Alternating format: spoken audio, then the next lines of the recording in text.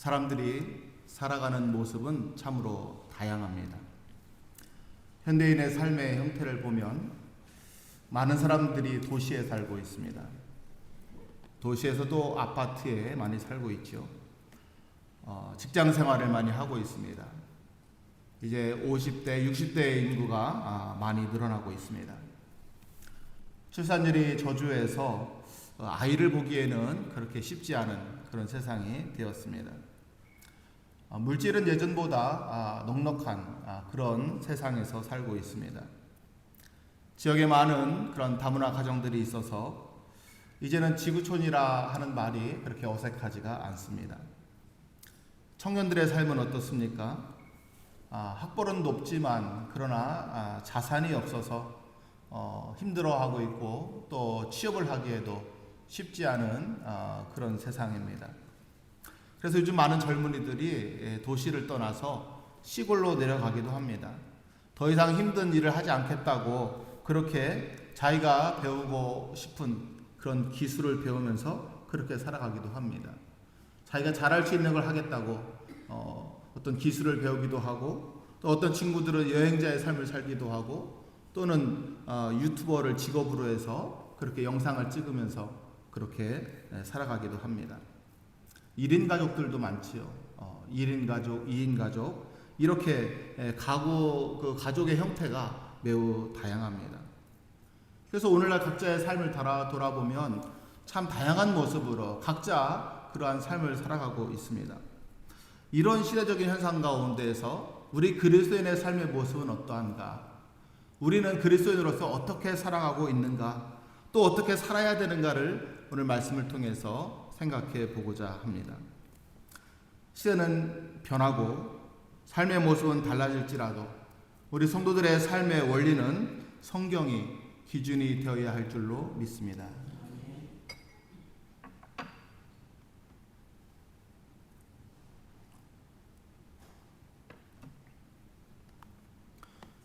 마태복음 5장은 이 세상에 오셔서 구속 사역을 이루시고 이제 천국을 허락하실 주님께서 공생의 시작을 하시면서 처음 주시는 그러한 말씀들입니다.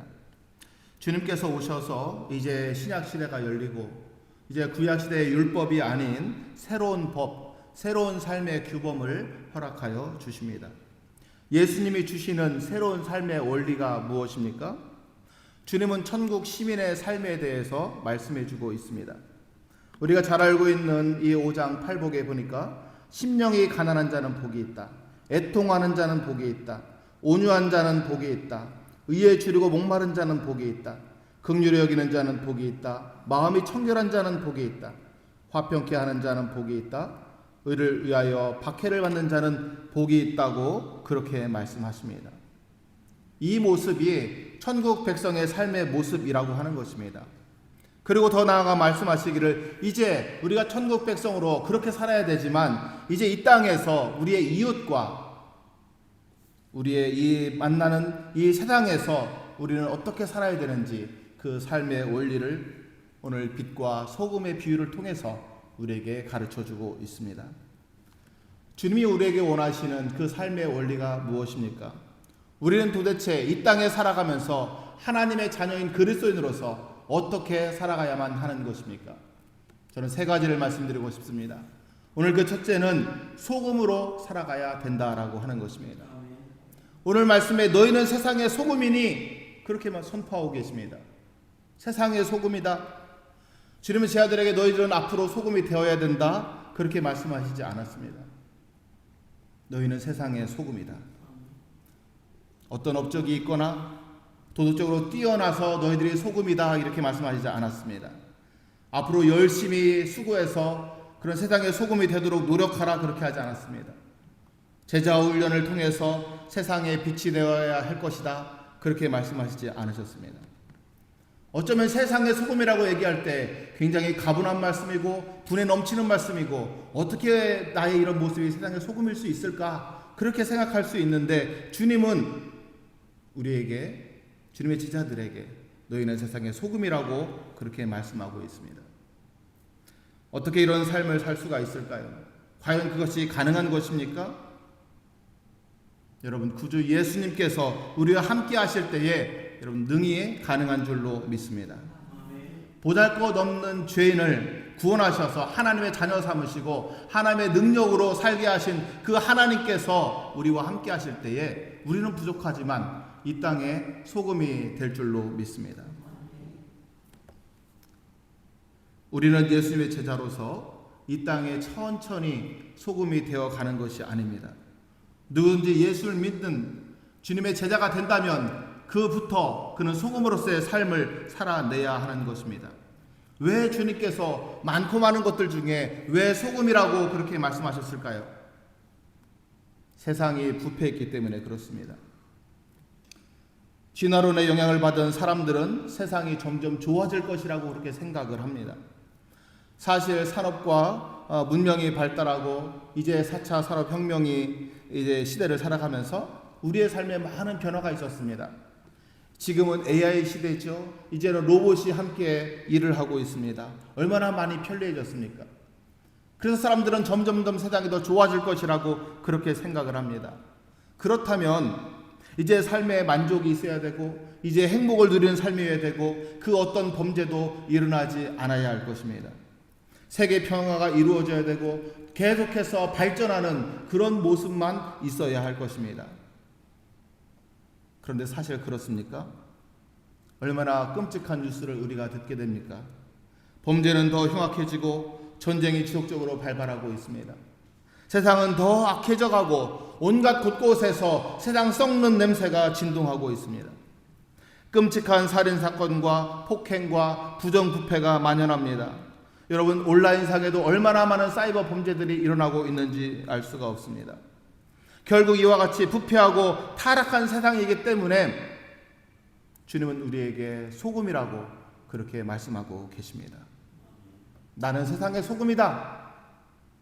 나는 세상의 소금이라고 그렇게 외치면서 그 정체성에 합당한 그런 믿음의 삶이 되어지기를 축원합니다.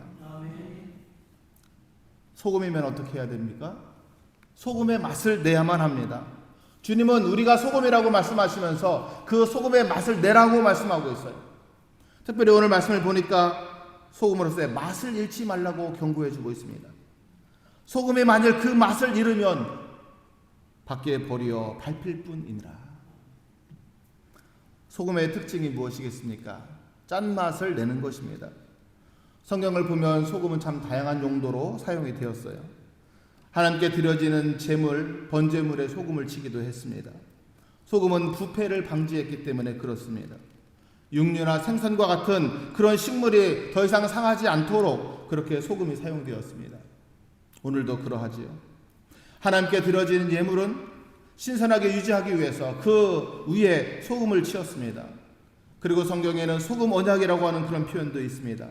옛날에 언약을 맺을 때에 그 증인들이 소금을 먹습니다. 왜? 이 짠맛, 이 변하지 않는 이 소금처럼 우리의 약속은 변함이 없다. 그것을 확인하기 위해서 소금을 먹었습니다. 불변의 상징이지요.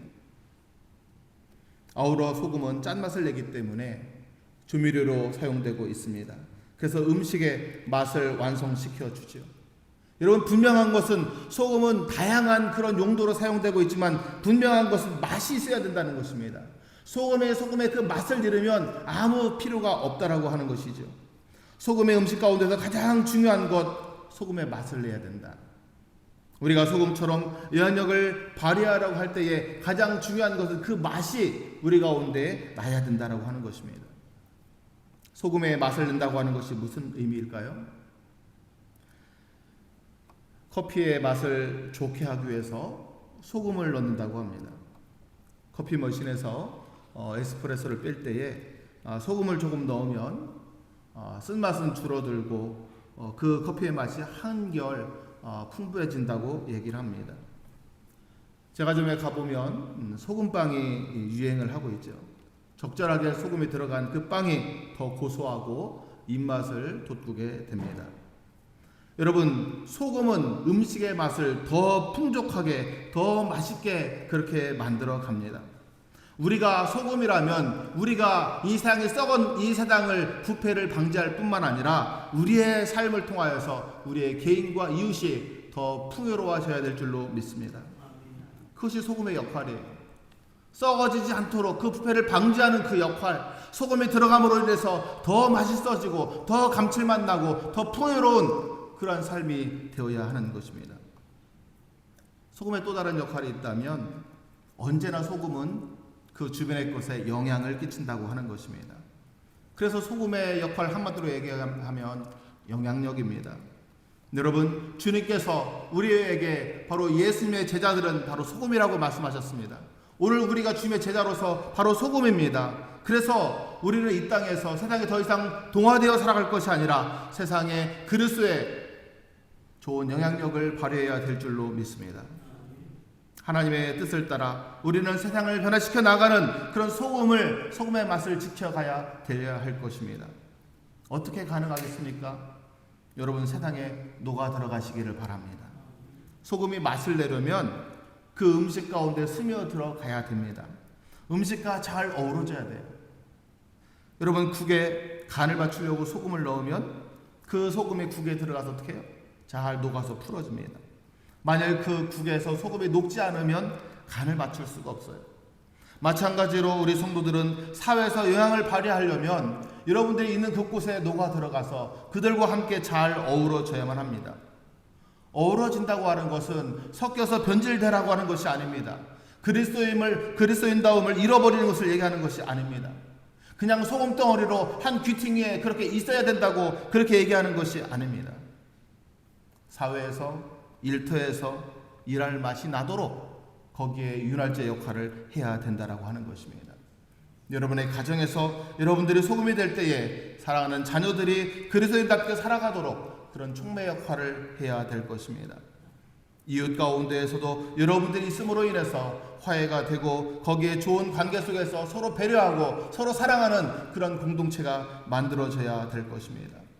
주님은 우리가 정말 소금의 역할을 다해서 정말 우리가 가서 사랑으로 믿음으로 그들을 기꺼이 섬길 때에 그들과 함께 아름답게 어우러져서 소금의 맛을 내는 그런 아름다운 모습으로 변화되기를 원하십니다.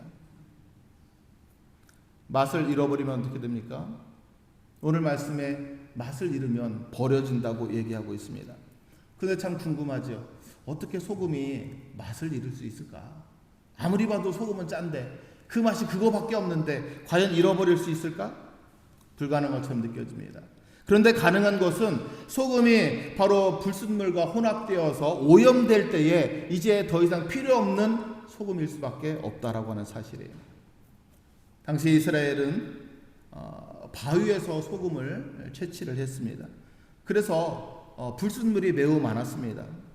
더러워진 소금, 그래서 맛을 상실한 소금, 그 소금은 더 이상 음식에 넣을 수가 없는 것입니다.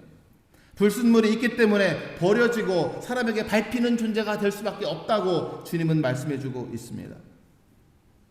신앙에 불순물이 들어간다면 버려지고 밟힐 수밖에 없다라고 하는 것입니다. 우리가 하나님의 자녀로 소금이라고 하지만 여러분, 우리가 세상의 가치와 세상의 삶의 방식으로 변질되어 간다면 더 이상 필요 없는, 밟혀질 수밖에 없는 그런 소금일 수밖에 없다라고 하는 것입니다. 예수님은 소금인 우리가 이 세상의 것들과 섞여서 온갖 더러운 것들이 우리 안에 들어와서 우리가 변질되어 썩어져가는 그런 모습이 되기를 원하지 않습니다. 여러분, 지금 나의 모습은 어떻습니까? 여러분, 오염되진 않았습니까? 여러분, 불순물이 가득 있지 않습니까?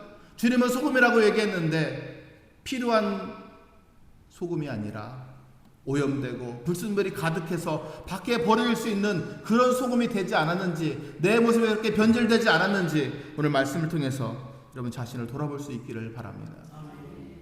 여러분, 성도의 삶은 세상의 소금입니다. 그래서 우리는 세상의 변질과 타락에 대해서 우리는 무한 책임을 가져야만 합니다.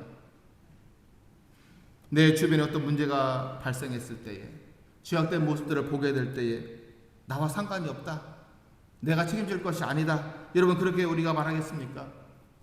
살인을 저지른 그런 끔찍한 뉴스가 나오면 야, 저 사람 어떻게 저렇게 악할 수가 있을까? 흥분을 합니다. 잔인한 살인자를 볼 때에 분노하고 비난을 합니다. 여러분, 그러기에 앞서서 내가 그리스도인으로서 소금을 그 맛을 내지 못해서 이 사회가 부패하고 썩은 것은 아닌지 우리 자신을 돌아봐야 할 것입니다. 부패한 세상을 탓하기보다는 그들이 악하다고, 그들이 부정하다고 그렇게 정죄하기보다는 먼저 소금의 맛을 내지 못한 나의 모습 때문에 그러지 않은가 자신을 돌아봐야 할 것입니다. 우리는 소금 맛을 내면 됩니다. 성도다운 삶을 통해서 거룩한 삶의 영향력을 발휘하면 됩니다.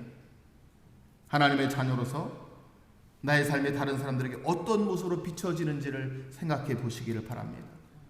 나의 말과 행동을 통해서 과연 어떻게 비춰지고 있는가?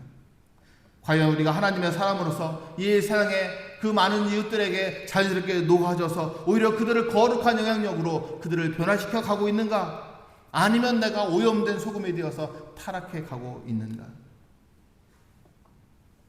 거룩한 영향력을 나타내는 그런 믿음의 성도들이 되시기를 축원합니다. 여러분의 삶을 통하여서 여러분의 가정과 사회와 직장이 변화되어지는 놀라운 역사가 있기를 축원합니다.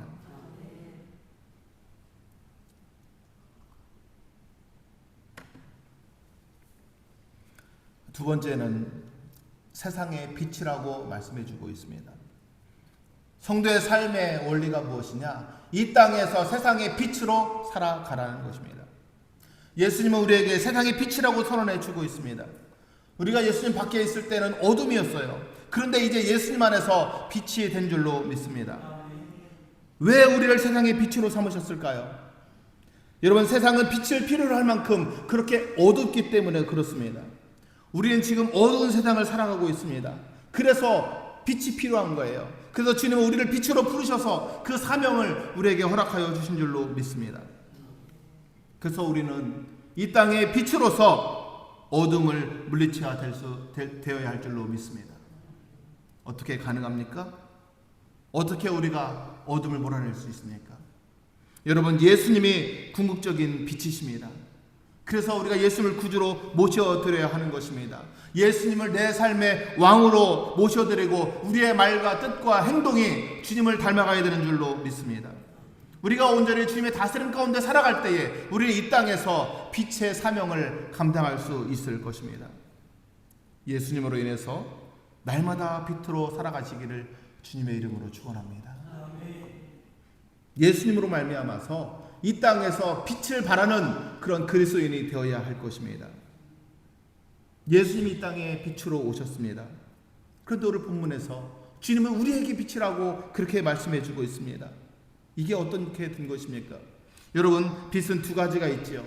발광체가 있고 반사체가 있어요. 태양은 스스로 빛을 발하는 발광체입니다. 그런데 달은 스스로 빛을 내지 못하고 그 태양빛을 반사하는 반사체에 불과합니다. 마찬가지입니다. 예수님은 스스로 빛을 내시는 그 빛 자체이십니다. 예수님이 이 땅에 오셔서 세상을 밝히 비추어 주셨습니다. 그리고 제자들에게, 오늘을 살고 있는 우리들에게 바로 반사체로서 그 주님의 빛을 비추는 귀한 사명을 저와 여러분에게 허락하여 주신 줄로 믿습니다. 우리는 죄사함을 받고 우리는 하나님의 자녀로 살아가지만 여전히 죄 가운데 살아갑니다. 스스로 빛을 발할 수가 없어요. 여러분, 어떻게 해야 되겠습니까? 여러분, 주님의 빛을 받을 수 있기를 바랍니다. 여러분, 우리가 교회에 와서 하나님 앞에 예배 드리면서 우리가 말씀을 들으면서 우리가 기도 생활하면서 계속해서 주님으로부터 그 빛을 받아들이고 주님을 닮아가야 되는 줄로 믿습니다. 지속적으로 은혜를 받아야 됩니다. 지속적으로 영적인 능력을 받아야 됩니다. 우리가 빛으로 살아가려면 우리 스스로 할 수가 없습니다. 날마다 주님 앞에 나와 예배하면서 기도하면서 은혜를 사모하면서 주님이 주시는 그 빛을 받을 때에 우리 이제 세상에 나아가서 이제 그 빛을 비추는 빛이 되어질 줄로 믿습니다. 오늘 16절의 말씀을 보면 빛을 발한다고 할 때에 특별히 착한 행실에 대해서 말씀해 주고 있습니다. 우리는 세상의 빛으로 선을 행하도록 그렇게 부름을 받았습니다. 그것은 그냥 사람들이 볼 때에 저 사람 착한 사람이다, 그렇게 불려지는 것을 얘기하는 것이 아닙니다. 단순히 그저 어려운 사람을 조금 돕는 그런 선행이 있는 사람이야, 그런 사람을 원하지, 그런 사람을 이야기하는 것이 아닙니다. 우리가 선을 행함으로써 하나님이 주신 그 사명과 그 창조 목적대로 살아감으로 인해서 사람들이 우리의 삶의 모습을 보고 하나님에 대한 생각이 달라지고, 그들이 나도 하나님을 믿어보고 싶다, 그런 마음의 생각들이 생겨나기 시작하고 하나님 앞에 나오는 그런 역사가 이루어져야 할 것입니다. 우리의 선한 행실, 그것은 곧 이웃을 향한 사랑으로 표현되어야만 하는 것입니다. 여러분, 안 믿는 사람들이 우리의 행실을 보는 것이 어디입니까? 예배당이 아니에요. 우리의 삶의 현장입니다. 착한 행실은 성도들이 살아가는 그 삶의 모습 자체 가운데에서 나타나야 되는 줄로 압니다. 교회를 나오라고, 예수님을 믿으라고 말로만 하는 것이 아니라 우리가 하나님의 자녀로서 믿는 사람답게 그 삶의 모습으로 우리가 보여주어야 할 것입니다. 죄악이나 육신적인 욕심을 버리고 깨끗하게 양심적으로 살아가는 삶, 거룩한 삶, 하나님이 말씀하신 그 사랑을 실천하는 그 삶을 보여주는 빛이 되어야 할 것입니다. 유튜브에서 감동적인 그런 영상을 하나 봤습니다. 태국에서 만든 선행에 대한 믿음이라고 하는 그런 부제가 달린 것인데, 한 3년 전에 한 7천만이 이렇게 시청을 하는 그런 감동 영상이라고 되어 있습니다. 내용은 이런 겁니다. 한 청년이 길거리를 가다가 물벼락을 맞습니다. 보통은 화를 낼 법도 한데 화를 내는 것이 아니라 그 물이 떨어지는 곳에 옆에 있는 화분을 이렇게 세워놓고 지나갑니다. 또 길을 가다 보니까 할머니가 무거운 리어카를 끌고 가는 것을 보고 함께 밀어서 도와줍니다. 밥을 먹고 있는데 유기견이 다가올 때에 자신의 도시락에 한 개밖에 없는 그 닭다리를 그 개에게 줍니다. 그리고 길을 나서는데 학교에 가고 싶습니다, 그렇게 종이를 써놓고 구걸하고 있는 그런 모녀를 봅니다. 그리고 집에 돌아올 때에 옆에 독거하는 그 할머니를 보면서 그 문 앞에 바나나를 걸어둡니다. 이 청년의 이 모습을 지켜보는 주변 사람들이 참 쓸데없는 짓을 한다고 고개를 젓습니다. 누구를 돕는다고 TV에 나오는 것도 아니고 그렇다고 부자가 되는 것도 아닌데 자신도 가난한 이 청년이 계속해서 선행을 이어갑니다. 근데 그 영상에 반전이 있어요. 그렇게 도와주었던 그 아이가 교복을 입고 학생이 되어서 뛰어옵니다. 도와주었던 할머니가 이제는 활기차게 장사하면서 아주 힘차게 살아가는 모습을 보여줍니다. 도와주었던 그 독거 노인이 활짝 웃으면서 고맙다고 사랑의 인사를 하면서 그 영상이 마무리가 됩니다. 저는 이 영상을 보면서 바로 빛을 비추는 우리 그리스도인의 삶이 그러해야 된다라고 믿습니다. 다름이 아니라 우리 그리스도인들이 이렇게 세상을 밝게 만들어가는 주인공이 되어야 할 줄로 믿습니다. 여러분, 여러분의 지역이나 이웃을 위해서, 여러분 세상을 밝게 만들기 위해서 어떤 봉사를 하십니까? 어떤 노력을 하십니까? 어떤 수고를 하십니까? 믿지 않는 사람들 가운데서도 선한 마음을 가진 사람들은 더 좋은 사회를 만들기 위해서 시간을 들이는 것을 봅니다. 그들의 물질을 기꺼이 내놓는 것을 봅니다. 그런데 우리 그리스도인들은 과연 어떻게 살고 있는가? 말로만 사랑을 얘기하고 있지 않습니까? 아니면 우리의 사랑이 교회 안에서의 그런 구제와 봉사로 국한되어 있지는 않습니까? 사회봉사, 복지사업, 여러분 국가나 정부나 기업이 해야만 하는 것입니까? 저는 이 천진교회가 지난 세월 동안 지역을 위한 다양한 일들을 해왔으라고 생각이 됩니다. 그러나 앞으로도 지속적으로 이웃을 위한 선한 사업을 고민하고 계획하고 실천하는 그런 교회가 되어지기를 축원합니다. 어둠에 쌓인 세상은 우리의 빛을 필요로 합니다. 어두운 세상에 우리의 빛을 밝고도 환하게 비추어야 합니다. 소금이나 빛이나 역할은 똑같은 것이죠. 다른 사람들에게 선한 영향을 끼쳐야 된다고 하는 것입니다. 소금은 자연스럽게 녹아 들어가면서 간접적으로 영향을 끼칩니다. 빛은 직접적이죠. 빛은 환히 비춥니다. 빛은 직선적으로 발사가 됩니다. 그 빛이 비치는 것을 많은 사람들이 보게 됩니다. 우리는 세상의 빛입니다. 말 아래 든 등불이 되어서는 안 된다고 오늘 주님 말씀하십니다. 등경 위에 둔 등불이 집안 모든 사람들에게 비치는 것처럼 이제 우리는 어두운 세상에 밝히 빛을 비추는 그러한 삶을 살아야 된다고 그렇게 말씀해 주십니다. 이것이 우리의 역할이에요. 오늘날 많은 교회들이 사역이 위축되고 선한 사업에 힘쓰지 못합니다. 소금처럼 녹아들면서 드러내지 않는 것도 필요하지만 이제 빛으로, 이제는 직접적으로 이제 선한 사업에 힘쓰면서 주님의 그 사랑을 비추는 그런 삶도 필요한 것입니다. 예수님이 말씀하신 대로 이제 우리가 등불을 말 아래 숨기지 않고 이 어두운 세상을 밝게 비추는 귀한 사명을 감당해야 될 것입니다. 우리의 빛된 모습을 당당하게 확실하게 보여주는 그런 삶이 되어야 할 것입니다. 어두운 세상을 예수님의 빛으로, 복음의 빛으로, 사랑의 빛으로 환하게 밝히는 저와 여러분이 되어지기를 주님의 이름으로 축원합니다.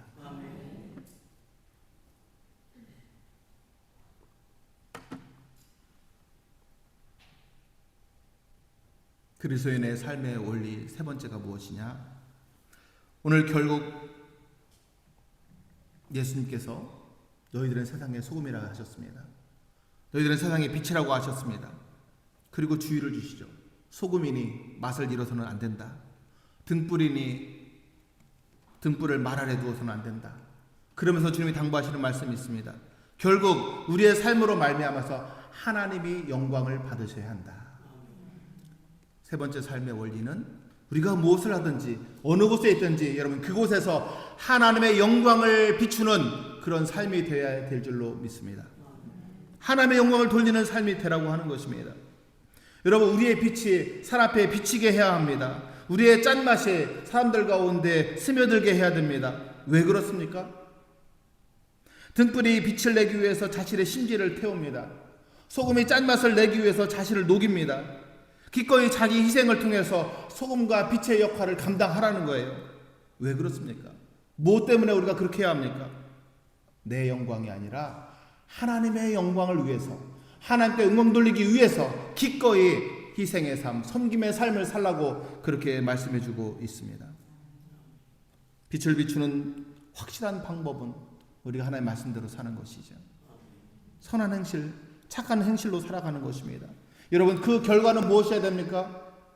아버지께 영광을 돌리는 것이어야 합니다.